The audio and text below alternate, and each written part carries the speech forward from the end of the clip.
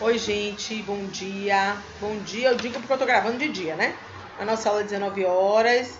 Eu espero que a gente já consiga fazer a nossa troca de dúvidas no horário da aula pelo WhatsApp, né? Na segunda-feira.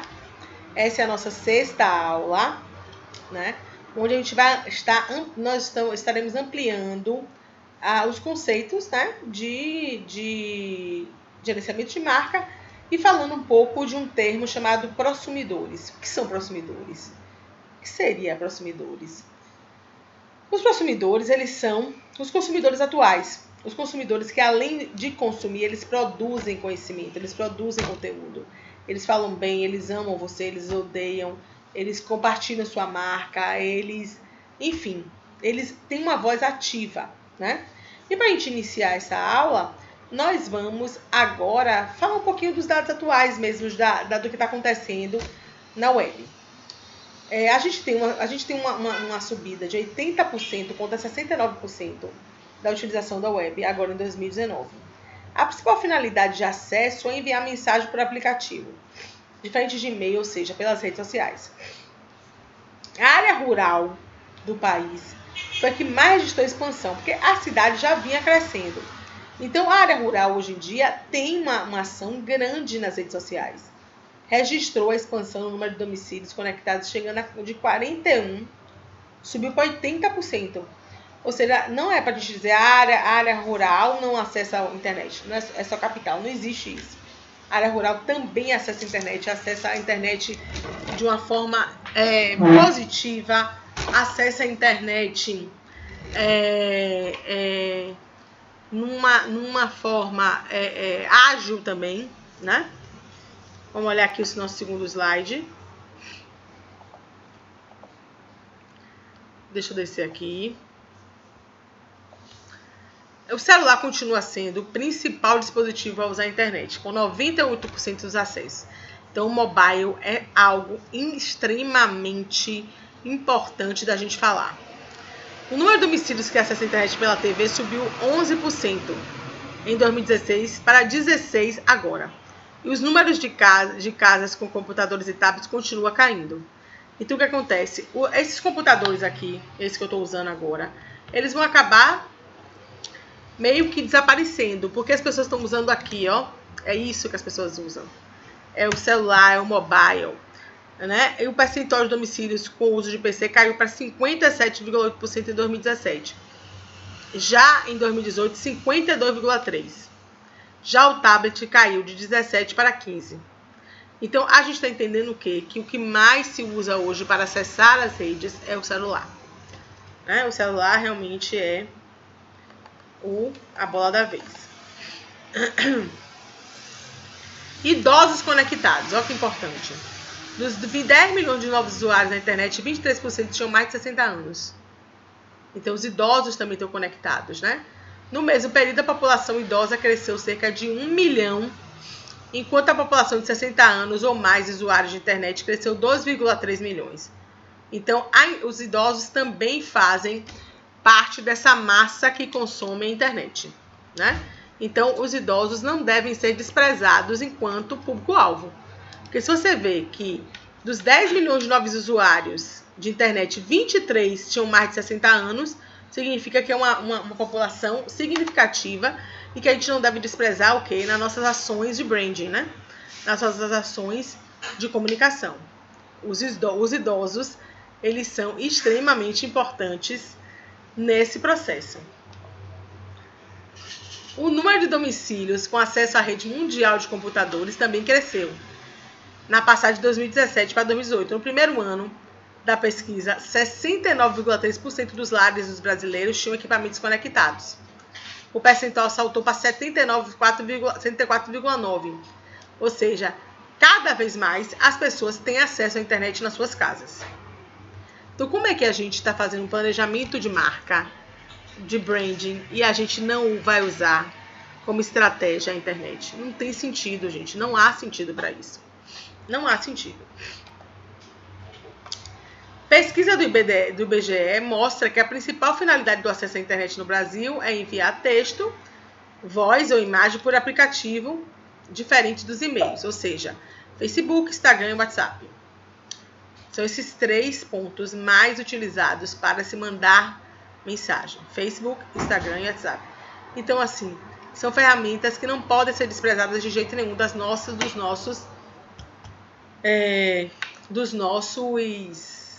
estratégias. Então, mais dados aqui, segundo a Adriana Berengui, existe ainda um percentual importante da população que não sabe utilizar a tecnologia, destacou a pesquisadora. Então, não é que está todo mundo conectado, full time, 100% das pessoas. Mas boa parte das pessoas estão conectadas. Essa condição é a maior na área urbana que a rural. Na primeira, 39,7% dos que disseram não acessar a rede responderam que não sabem como fazê-lo. 29,3% dos internautas que residem nas áreas rurais. Então, a gente tem que fazer uma análise aqui. Está crescendo muito o número de pessoas acessando a área rural. Mas o local que ainda menos se acessa é lá.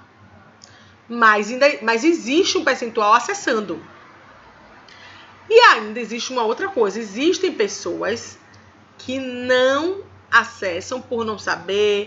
Então, não estamos dizendo que é 100% a utilização da web. Não é 100% a utilização da web, ok? Não é. Mas é uma percentual significativa da sociedade, ok? Significativa ao ponto da gente precisar fazer essas utilizações, precisar entender dessas utilizações, entendeu? De fato, com cautela, com entendimento, né? É importante realmente que a gente faça isso. Gente, eu vou passar agora um vídeo para vocês, onde a gente vai discutir um pouquinho mais do que é o prosumidor, né? Vamos lá, deixa eu voltar aqui. É muito bacana, é rapidinho. Mas vamos entender a evolução desses prosumidores. Vamos entender o que esses prosumidores, como os consumidores foram evoluindo nas décadas. Vamos lá?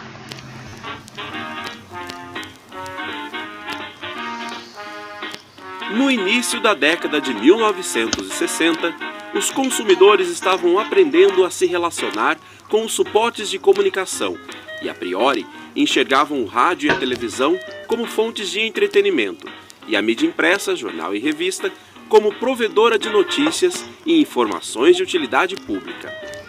O jornal era responsável por propagar conteúdos referentes aos acontecimentos nacionais e locais, enquanto a revista servia de conselheira e amiga para as mulheres, seu principal público durante os primeiros anos de circulação. Os ouvintes, telespectadores e leitores dessa época recebiam as mensagens das diferentes plataformas midiáticas e emitiam suas opiniões e comentários junto a familiares e amigos restritos, na maioria dos casos, ao ambiente geográfico do qual faziam parte.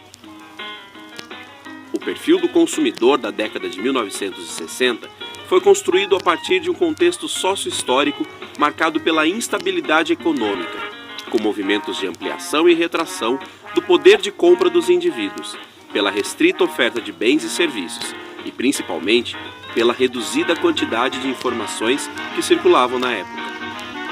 Os anunciantes dispunham de grande controle sobre as mensagens que eram apresentadas aos potenciais compradores, visto que os canais de comunicação possuíam um caráter mais unilateral, e assim a atividade publicitária não enfrentava os desafios que a contemporaneidade apresenta.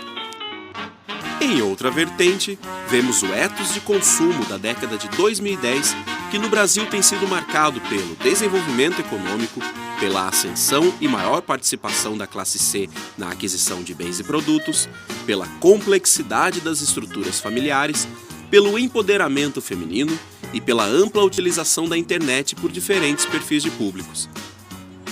Reconfigurando o cenário, temos a fragmentação da audiência, que agora faz com que os anunciantes disputem a atenção dos consumidores, em meio a muitas plataformas de mídia.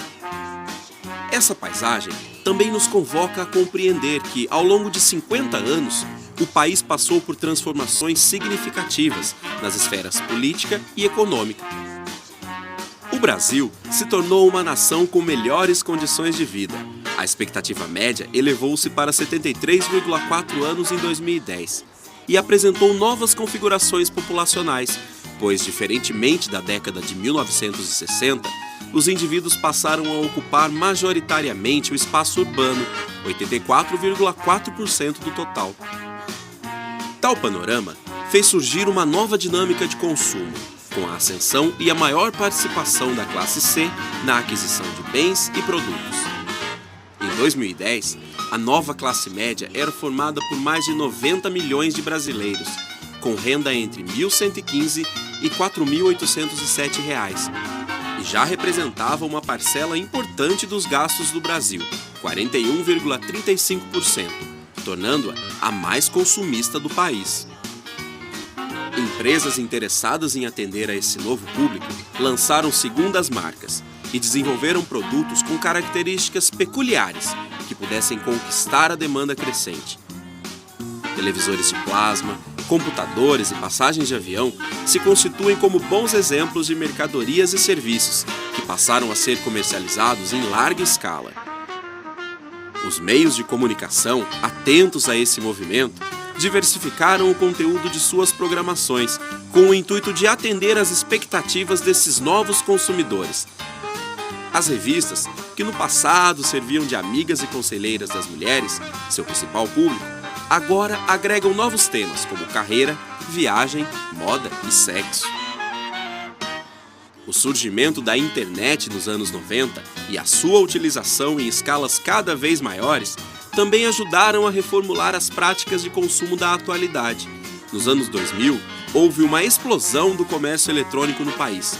E 10 anos depois, esse tipo de transação já atingia a marca de 23 milhões de consumidores e 40 milhões de pedidos a grandes lojas varejistas.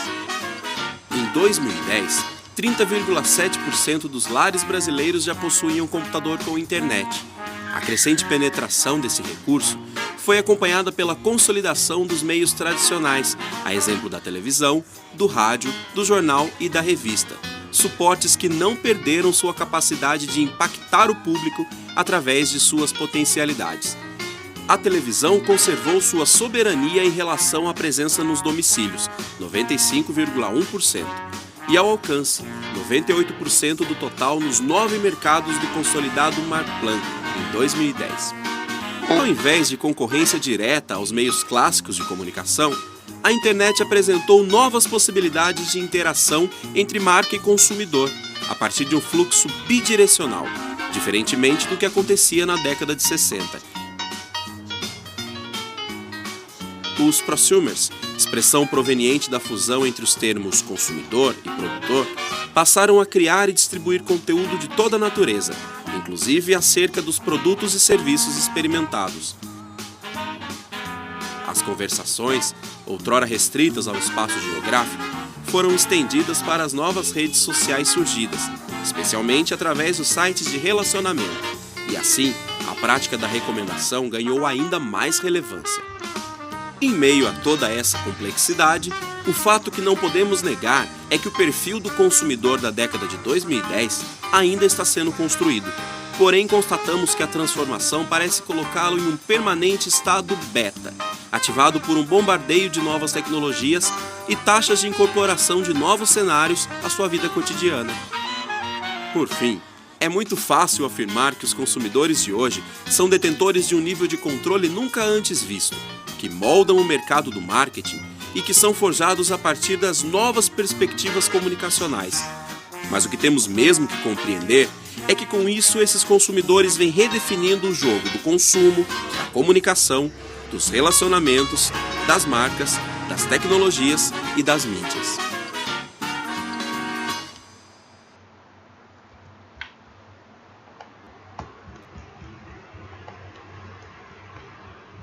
Viram aí que bacana? É exatamente essa parte aí. Os consumidores estão reconstruindo a forma como a gente faz comunicação, a forma como as marcas se comunicam. Isso é ser consumidor. Isso é você ter o poder. Os consumidores, eles estão com poder na mão. O poder de decisão, o poder de produzir conteúdo, o poder de atacar ou amar uma marca. Então, isso é ser consumidor. Então, os prosumos e prosumidores são os consumidores proativos, participantes, ativos, ávidos por informação e conteúdo. Se eles estão ávidos por informação e conteúdo, é importante isso para a gente, porque a gente pode criar conteúdos relevantes para a nossa marca, né? E daí a gente conseguir crescer e criar a questão do relacionamento positivo, positivar sua marca, né?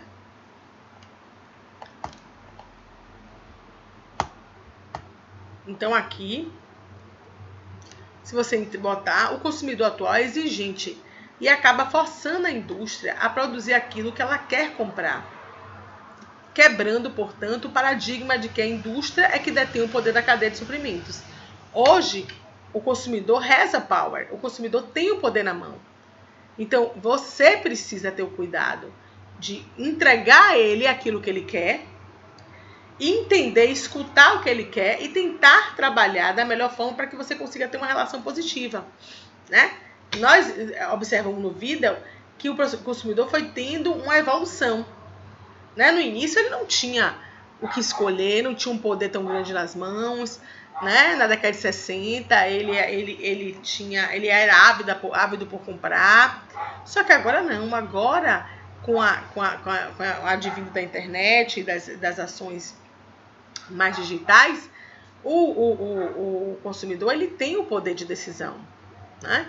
E as empresas percebem isso e se assustam até. E precisam se organizar para isso. Aqui, ó.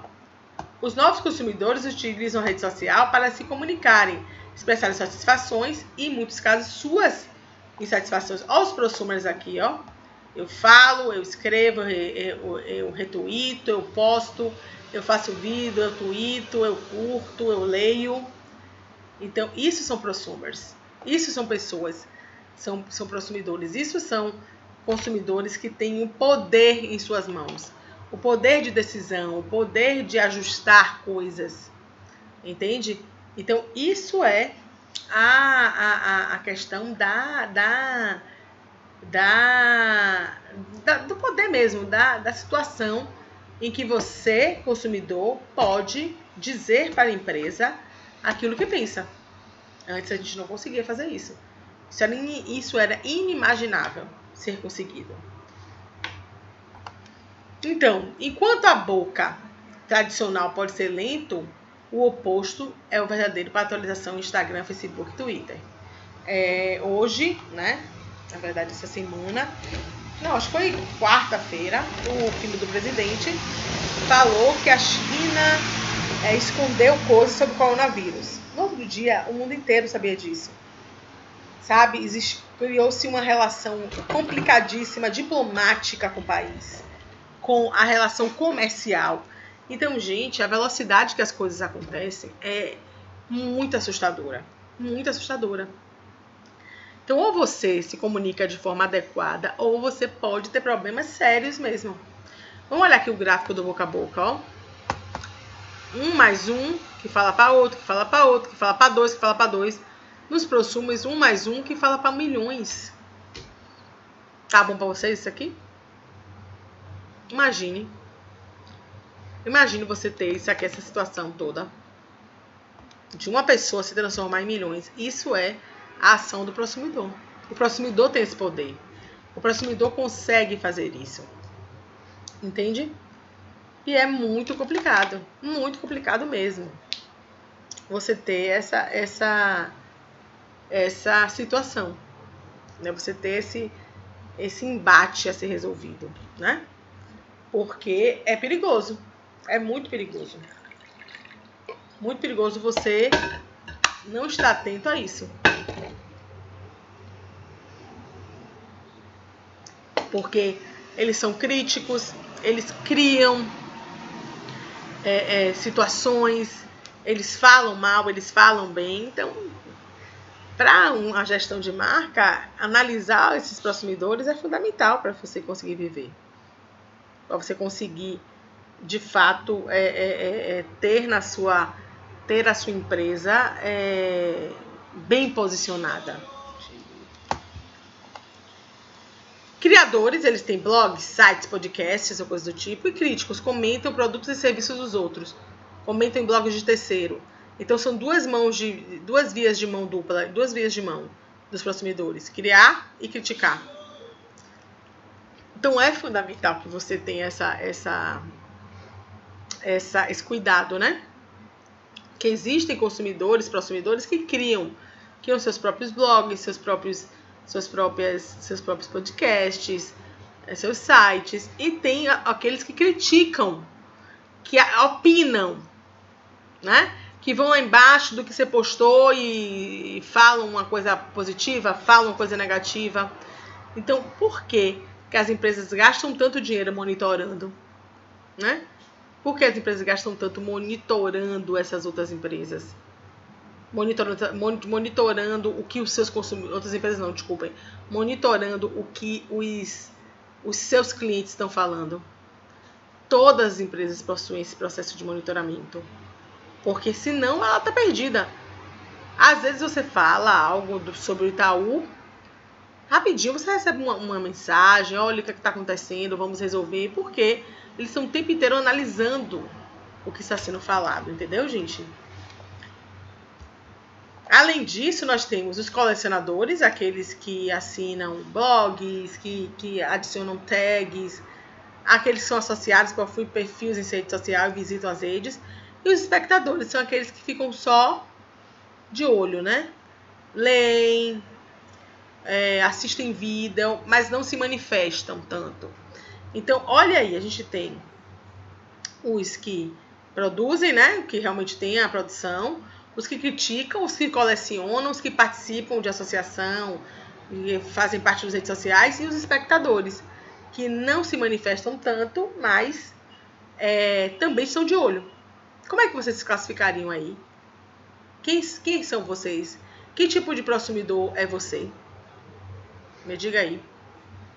Você é espectador, você é associado, você é colecionador, você realmente produz? Porque a gente passa horas conectado nas redes sociais, né? Na internet, tweetando, no Facebook, no Instagram, e nos comunicando com amigos, desconhecidos. Agora mesmo, por exemplo, nessa situação que a gente está vivendo de confinamento, quantas vezes você se pega, né? Até mais vezes olhando o Instagram, até para se distrair das notícias, porque é muita gente falando do mesmo assunto, e isso traz pra gente uma angústia mesmo, né? Então você tá muito mais na rede social, você tá muito mais focado nisso, você tá muito mais analisando as coisas, porque você tá com tempo também, né? Você não pode ficar saindo, você não pode ir pra praia, você não pode ir no clube, você não pode ir no shopping. E isso faz com que a gente esteja mais presente na rede social, né? E compartilhar, interagir. Imagine quantas coisas você já passou para seus amigos pelo WhatsApp, né? O tempo inteiro você se falando, se comunicando mesmo. Do consumidor passivo, né? Lembra da teoria de comunicação que vocês devem ter visto com o Rios ou com o Dani? Existia a teoria da bala de prata, né? Onde você recebia aquela informação e recebia de forma passiva, né? Você recebia a informação e você acolhia aquela informação e não se manifestava. Agora não existe mais isso. Os consumidores, eles recebem a informação, eles rebatem, eles retweetam, eles criticam, eles criam um fórum de discussão. E aí, como é que as marcas se comportam frente a isso? Como é que eu vou me estabelecer enquanto marca numa situação dessa? Não tem outra situação, não tem outra salvação, gente. É um bom planejamento estratégico, é conhecer o meu público, é estruturar uma persona. Já eu vou apresentar para vocês a persona que eu quero que vocês estruturem e mandem para mim. Eu vou colocar elas no Ava para vocês, né? O material para que vocês possam fazer bonitinho, mandam uma foto e mandam para mim por e-mail.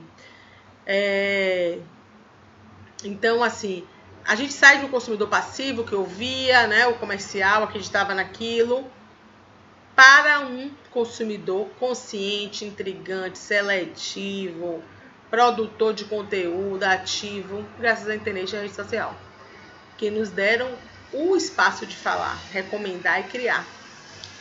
Então estamos vivendo um momento mais crítico, mais complicado, mais difícil de fato, né? Muito mais difícil de se trabalhar. O novo consumidor busca informação sobre os produtos, empresas, marcas, tudo na web, né? Querem se relacionar com a marca, ouvir quem já usou, experimentar, antes de comprar, perguntar um, perguntar outro, abre um fórum de discussão. Então, cria produtos. Eles já não, esse produto aqui podia ter tal coisa, sabe? Esse shampoo aqui, ele podia vir numa embalagem reciclada. Enfim, ele pensa, ele cria coisas, né, gente? Ele tá aí para co-criar. Como as empresas podem conviver com esse novo consumidor? O que é que vocês acham? As pessoas precisam estar atentas a essas pessoas, monitorar, né? Como eu já falei, o que tá falando, tratar essas informações. Como é que faz isso, né, gente? Que situação que a gente está vivendo? São apenas o suporte, o elo entre o novo consumidor. Não fala apenas com os consumidores, mas ouvem e dialogam. Ouvem e dialogam muito, né? Esses clientes, a gente precisa ouvir, dialogar, falar. Por que a Nissan botou todo mundo lá? Os principais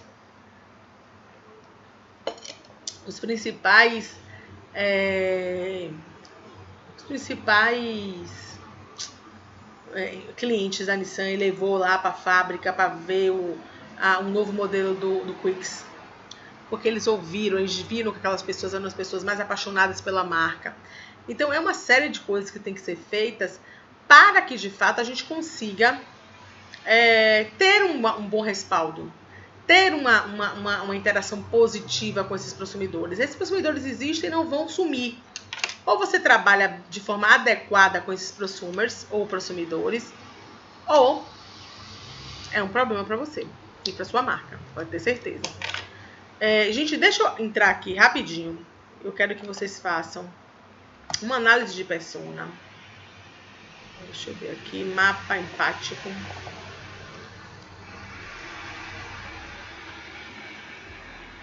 Estão vendo esse mapa aqui? Vocês vão pegar. Primeiro, vocês vão definir uma empresa, né? Eu acho que a empresa que a gente já vai começar a trabalhar para o TCC.